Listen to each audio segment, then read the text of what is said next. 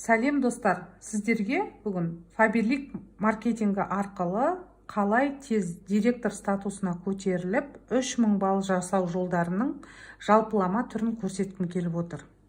Сіздер білесіздер, Фаберлик компаниясында екі жол бар. Бірінші жол тұтынушылық жол, яғни өз керек жапсырмаларыңызды алып тұтынушы болып тұратын.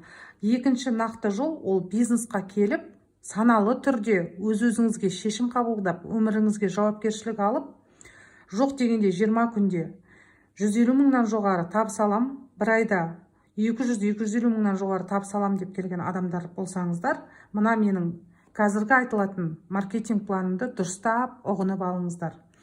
Яғни бізде бизнесқа келсеңіз, тауар айналымы 50 балл. 50 баллыңыз кем дегенде 20 мың теңгемен 40 мың теңгенің арасы. Яғни бұны бизнес ретінде қарастырыңыздар. Сіздер нақты бизнесқа келсеңіздер, бизнес ниет, бизнес талпыныс және де бизнес ұмтылыс болу керек.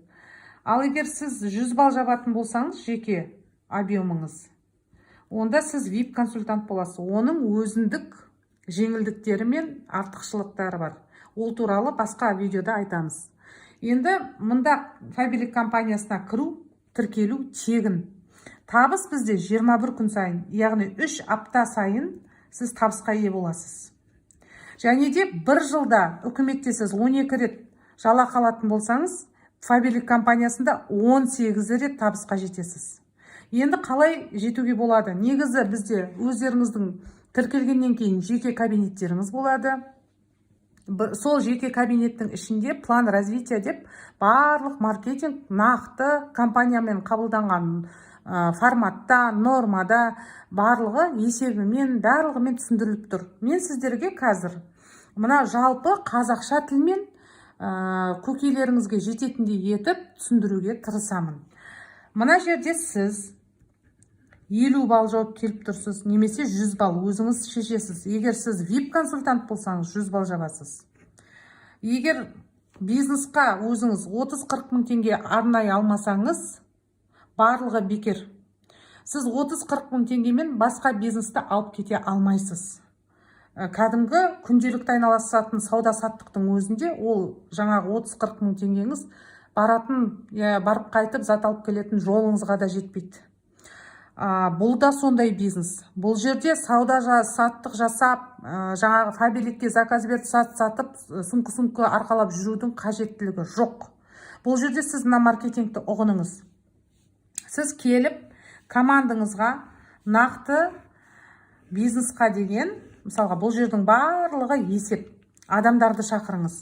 Енді сіз адамдарды таңдамаңыз, жасайды, жасамайды деп сыртынан адамдардың тон пішіп, ол адамдардың сыртынан жасаудың қажет жоқ. Сіз әкелген кезде бұл бизнесқа салатын ақшам жоқ деп келген адам мышлениясы, яғни бизнес жасайтын адам бұл жерде ақша табу үшін келулеріңіз керек.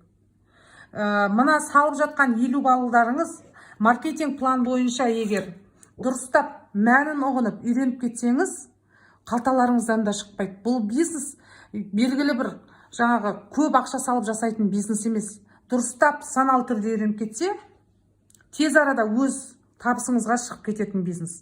Яғни сіз келдіңізде айталық 5 адамды нақты бизнесқа келдіңіз. Бизнесқа алып келген. Мысалға, адамдарыңыз 5 адам, мысалы бұлай әріптермен белгілейік. Ол адамдарға сіз осы бизнес ретінде түсіндіріп, 50 балдан жапқызып отырсыздар. Әр адамға бизнесті бизнес ретінде 50 балдың маңыздылығы, 100 балдың маңыздылығы ретінде нақты түсіндіру керек. Себебі бір мамандықты алу үшін сіздер 5 жылдап оқып, 4-5 жылдап оған қанша энергия, қанша ақша, қанша уақытыңызды бөлесіз, және оны бітіріп келгеннен кейін бірден 500 мың айлыққа шығып кетпейсіз. Жоқ дегенде 50-60 мың, 100 мың, 200 мың, әр кетсе 300 мың айлық болар. Ол ең керемет жағдайларда. Бұл бизнеста сіз өзіңіздің бизнес ретінде нақты қарасаңыз, 20-30 мың теңгеңізді қия отырып, тез арада 20 күнде, немесе 40 күнде өзіңіздің әрекетіңізге байланысты жоқ дегенде 150-200 мың табысқа шығып кете аласыз. Енді бұл жердің барлығы есеп. Былай келген кезде 3000 балды 20 күнге бөліңіз. Яғни бізде бір каталог 20 күн, сонда күніне 150 балл объем. Енді мына жерде сіз адамдарыңызды, сіз өзіңіз 50 балл жауып тұрсыз. Команда келдіңіз. 1, 2, 3, 4, 5. Мына жерде тек потребительдер айтайық. Біреу 10 балға жасады, мына жерде біреу 20 балға жасады. Міне, қарап отырсаңыз, сіз 5 адамнан деп те тарауға болады. Немесе мына суретте көрілгендей, мынау сіз 50 балыңыз жауып тұрсыз. 3 адамда келдіңіз 50 балға. Сізбен қосқан кезде, мысалға, мына жерде 200 балл болып тұр, қараңыз. 3 адамыңыз 50 балл, сіз 50 балл, 200 балл. Маркетинг план бойынша 6%-ға шығып тұрсыз. Міне, мынау Фаберлик компаниясының маркетинг планы. Егер сіз командамен 100 балл жапсаңыз, өзіңіз 50 балл, немесе жеке 100 балл жапсаңыз да, сіз 3% пайдаға шығасыз. 900 теңге кем дегенде табыс. Мен ең бірінші бұл бизнесқа келген кезде 200 теңге табысқа шыққанмын. Қазір 1,5 миллион табыс алып отырмын осы бизнестен. Сондықтан 900 теңге шыққан жерден 900 мыңда 9 миллионда шығады. Одан да көп табысқа жетуге болады. Сіздерге айтатын, міне, 3 адам әкелдіңіз ба, 6%-ға шықтыңыз маркетинг план бойынша. Және, міне, қараңызшы, бұны бір күннің ішінде істеуге болады. Міне, 3 адам әкелгеннің өзінде сіз бір күнде даже 3 адам алып келе аласыз. Өзіңіздің әрекетіңізге байланысты. Болмаса потребительдермен, тұтынушылармен де мына балдардың барлығы бірге қосақталып есептеліне береді, оның асты болсын барлығы. Бір күнде 3 адамды алып келгеннің өзінде сіздікі 50 балл, 3 адамыңыз 50 балдан 200 балл 6%-ға шығасыз. Көрдіңіз ба? Әр күн есептеулі, 20 күннің ішінде командық дамытуды ойлау керек. Енді сіздің жаңа әкелген, мына жерде мен 2 вариантта, 2 нұсқада түсіндіріп отырмын. 5 адамнан деп, мысалға сіз 5 адам алып келсеңіз де бизнесқа айталық. Міне, 5 адамыңыз 250 балл, сізбен 300 балл, 300 балдың өзі, міне, қарап отырсаңыздар, 200 балдан жоғары, бірақ 600 балға дейін 300 балл құрап отыр ғой. 300 балдың өзінде де сіз 6%-ға шығасыз. Міне, бірінші, жоқ дегенде бірінші апта солай құрыңыз бизнесті. 3 апта бар ғой бізде. Енді сіз мына именно бизнесқа келіп отырған, мына жақтағы потребительдеріңізді есептеңіз. Мына бизнесқа келіп отырған адамға осы бизнес жолын түсіндіріңіз. Ол әр қайсысы 3 адамнан әкелген кезде, мына көріп отырсыздар, көгілдір, фиолетовый түсті, күлгін түсті көріп отырсыздар, 3 адамнан әкелген кезде, оларыңыздың әр қайсысы 200 балға шығады. Дұрыс па? Әр адамыңыз 6%-ға шығады. Яғни, екінші апта мына 3 адамыңыздан тараған 3 адамнан әкелуді үйреткеннің өзінде, мысалға, жаңа бірінші вариант бойынша мен көрсеткен 50 балдан әр қайсысын. Мына жерде, мына командаңыздағы А адамыңыз да 200 балл жауап ату кезде, мына Б да 200 балл командасымен, мынау Г деген адамыңыз да 200 балл командасымен, сонда сіз 9%-ды жасап отырсыз деген сөз. Дұрыс па? Мына жерде 600 балл жиналып тұр. Оны бір аптада істеуге болады. Міне 9%-ға шығасыз, егер сіз командаңыздан 600 балдан жоғары жасасаңыз 1000 балға дейін. Яғни 999 балға дейін 9% пайда көресіз. 11 мыңнан жоғары табыс. Одан да көп болуы мүмкін. Аяқтарыңызға, сіздің шақырған осы бизнесқа адамдарыңызға байланысты. Егер 3 адамдықпен қарастырдық қой. Енді 5 адаммен қарастырайық. 5 адаммен қарастырып, ол 5 адамыңыздың өзі 3 адамнан әкелгеннің өзінде, мынау да 200 балл, мынау да 200 балл. Енді қараңыз, осы бірінші аптада жаңағыдай 200 балл жасасаңыз, екінші аптада сіз, міне қараңыз, 5 адамыңыз өстіп 3 адамнан әкелгенде әр қайсысы өздері 5 адамыңызда 6%-ға шығады, ал сіз командаңызбен 1000 балл жасап 12%-ға шығасыз. 12%-ке, егер 5 адамнан не қылғанда. Ал егер 3 адамнан таратқанда сіз жаңағы 600 балл жасап 9%-ға шығар едіңіз. 3 адамнан мына жерден. 1, 2, 3. Ал егер 4-5 адам қылып жасағанда, ол кезде барлығына осылай үйретсеңіз, 3 адамнан әкеліп командасына, бизнесқа 50 балдан. 50 салға. 50, барлығы 50 балдан деп. Мен жалпыламай тілде нақты айтып отырмын, тек бизнесқа келген адамдар. 1000 балл, сіз 12%-ға шығасыз. Ал енді бұлардың әрқайсысын егер бизнесқа келді деп 3 адамнан есептеген кезде, бұл математическая прогрессия бізде. Қарап отырсыздар ма? Сіздің мына жердегі әрқайсысы 3 адамнан әкелгенде, әр адам мына келген, мына суретте көріп отырғандай әрқайсысы, ол кезде қараңыз, мынауыңыздың аңыздың өзі мына жердегі 3 адаммен жаңа 600 балға шығып тұр ғой. Енді ол әрқайсысы 3 адамнан әкелген кезде, ол кісіңіздің өзі қазір міне есептеп қараңыз, 200-200-ден алған кезде 600, мына жерде 600 балдан бөлек 200 балдан 600 бал, мысалға жауып тұр. Мынау 600 бал жауып тұр. Мынау 600 бал жауып тұр командасымен. Дұрыс па? Мысалы, мыналардан тараған кезде ары қарай тағы 3 адамнан. Егер тек 3 аяқпен дамытып, сөйтіп, жаңағы мен көрсеткенде, міне, мына суретте көрсеткенде, 3 аяқпен түсіндіргенде, енді жаңағы адамдарды одан сайын сол өзіңіздің істеген әрекеттеріңізді қайталатып, 50 балдан әрқайсына жапқызатын болсаңыз, сіз уже 3-ші апта директор статусына шығасыз. 3-ші апта, мысалға, мына жерде 3 адамнан тарап, 5 адамнан соны таратқан кезде, сол 600 балдан әр адамыңыз 9%-ға шығады. Табысқа. Яғни, есептеңіз, 600 бал көбейтіңіз 5 адамға сіздің бірінші линияңыздағы. Сонда командамен 3000 бал. Мына жердегі потребительдеріңізді есептемегенде, яғни 3-ші апта сіз директор статусын ашу мүмкіндігіңіз бар. Яғни 20 күнде 150 000 теңге табыс кем дегенде. Көрдіңіз ба?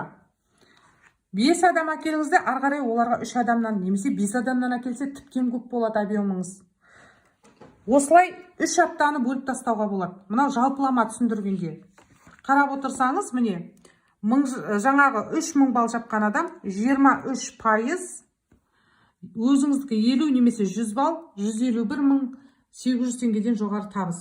Егер сіз осы кезде 5-ші каталогқа дейін 2020 жылдың өзіңіз 3000 бал жауып, жеке 100 бал жауып, командаңызбен 3000 бал жабатын болсаңыз, ол кезде сіз Түркия мемлекетіне тегін саяхат аласыз, және де 275 000 премия аласыз.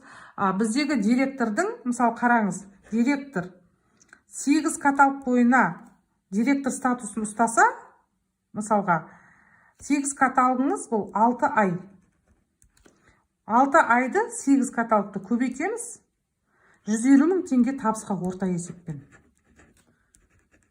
Сонда ол кісі 6 айдың ішінде 1 200 000 теңге орта есеппен табыс алады. Оған компания директор статусын бекіткен үшін 275 000 теңге тағы сыйақы береді, премия. 275 000 теңге премияны алған кезде орта есеппен 6 айда 1 475 000 теңге директорлар табыс ала алады. Ал егер жаңадан кірген адам 9 каталогтың ішінде 2 реттен жаңа бекітіп директор статусын ашып, ары қарай жалғастыратын болса, 9 каталогтың ішінен ары қарай директор статусын ашқаннан бастап, ары қарай 8 каталог бекіткенде, 2 каталог бірінші қатар ұстап, 9 каталогтың ішіне тіркелгеннен дейін. Және де ары қарай оны ұстап отырғанда тағы да 275 миллионды қосымша ала алады. Яғни 1 750 000 теңге жоқ дегенде сол директор статусын тез тіркелген бойдан сәл уақыттың ішінде ашқан адам 6 айда осындай 2 есе бонустармен 1 750 000 теңге директор статусынан табыс алады. Сондықтан біздің бизнес істеуге тұрарлық, қарап отырсаңыздар. Және де одан бөлек қаншама премиялық жаңағы маркетинг бар, премия бар, глубинадан алатын ақша бар, пассивный доход бар. Оның барлығын басқа видеоларда сіздерге түсіндіреміз. Сондықтан өстіп команда әкеліп, енді бұны қалай мынаны мен сіздерге осылай түсіндірдім жалпылама тілмен. Енді бұлай есептесеңіздер болады. Сіз бір каталогта директорға шыққыңыз келіп жатыр ғой, әр апта сайын. Мынау бірінші апта, мынау екінші апта, мынау үшінші апта. Мына жерде енді сіз кімдермен шығасыз?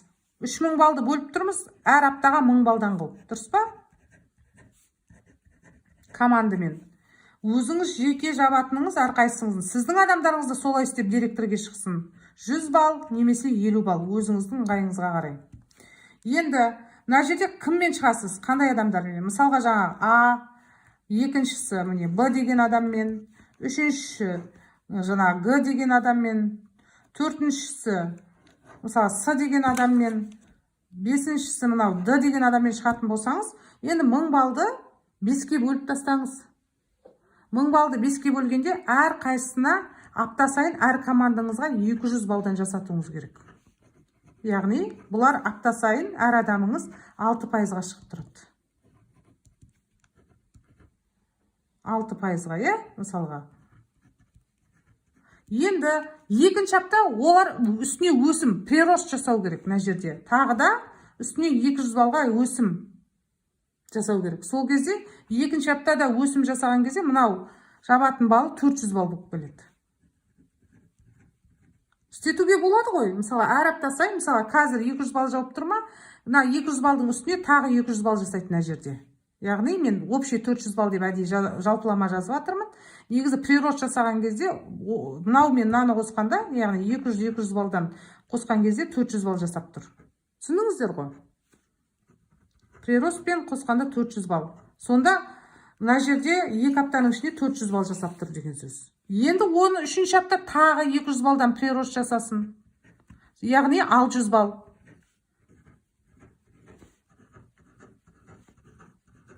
Мысалға, қарап отырсаңыз, 600 бал. Яғни, мына жерде, қараңыз, мына жерде сіз бір аптаның ішінде командаңызбен 1000 бал жасап тұрсыз. Мына жерде 2000 бал жасап тұрсыз. Мына жерде уже 3000 бал жасап тұрсыз. 5 аяқтан тарағанның өзінде. Яғни, істейм деген адамға бұның бәрі есеп. Мынау дұрыстап мотивация беріп, қазіргі акцияларды пайдаланып, дұрыс бағыт бағдар беріп, күнде, мысалға, сіз күнде 8 сағат одан да жоғары жұмысқа барған сайын, сіз сол бір 100 000 алдыңыз ба, соны алып жүре бересіз, бір 5-10 жылда үстіне тағы 100 000 қосып берер. Ал мына жерде сіз өзіңіздің әрекетіңізге байланысты. Сіз егер келіп бірден 3000 бал жауып кетсеңіз, 150 000 теңгеге ақшаға шығып кетесіз, келесіде салатын 30 000 теңгеңіз, жаңа 50 балыңыз, немесе 100 балыңыз қалтаңыздан шықпайды. Сондықтан бұл бизнес без вложений деп орысша айтқанда текке айтпайды. Тез команда құру арқылы, яғни осындай план жасап отырып, команда құру арқылы тез дамып кетулеріңізге болады. Баршаңызға сәттілік тіледім.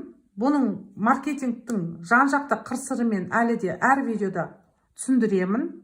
Осы маркетингті барынша сіздер пайдаланып, табысты болсаңыздар екен, миллионер болсаңыздар екен деп тілеймін. Және сіздерге әрқашан барлық жан-жақты ақпаратты беруге тырысамын. Сіздермен болған мен Іңкәр, Фаберлик компаниясының бриллиант директоры. Сәттілік тіледім.